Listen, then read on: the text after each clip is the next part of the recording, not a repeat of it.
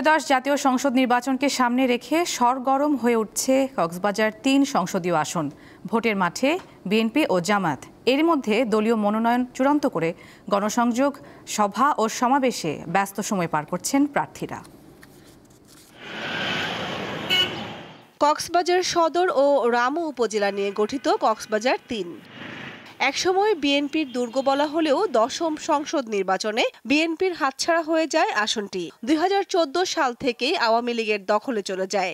এবার আসনটি পুনরুদ্ধারে মরিয়া বিএনপি, কিন্তু জামায়াতের শক্ত প্রতিদ্বন্দ্বী থাকায় বিএনপির জয় সহজ নাও হতে পারে বলে মনে করছেন ভোটাররা। আমাদের পর্যটক এরিয়ায় আমরা কারো সাপোর্ট পাই না, এখানে আমরা লাঞ্ছিত হচ্ছি।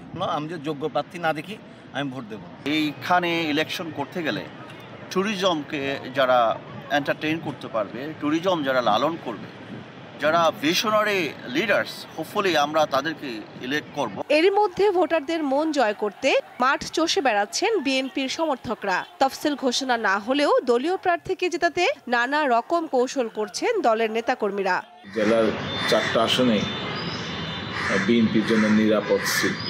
এখানে বেশিরভাগ মানুষ জাতীয়তাবাদী দলকে সমর্থন করে। এখানে পরিবেশ সম্মত আধুনিক নগরী গড়ার জন্য আমরা সার্বিক পরিকল্পনা নেব। ছাত্র জনতার আন্দোলনের ফসল জুলাই অভ্যুত্থান। নির্বাচনের মাধ্যমে বৈষম্যহীন বাংলাদেশ বিনির্মাণের সুযোগ এসেছে, তাই একটি নিরাপদ ও সমৃদ্ধ পর্যটন নগরীর প্রত্যাশা নিয়ে তরুণ সমাজ এগিয়ে আসবেন বলে মনে করছেন তরুণদের দল এনসিপি।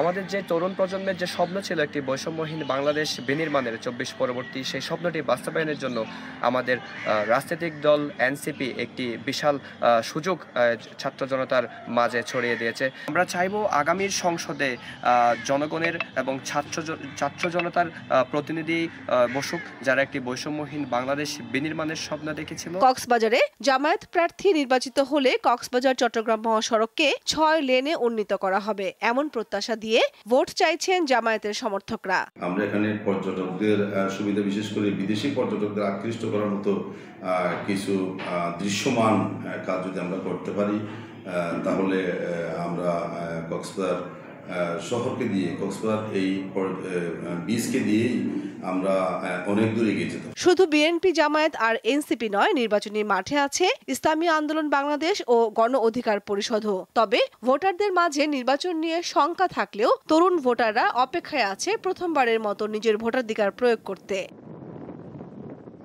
কামরুন নাহার, দীপ্ত, বার্তা কক্ষ।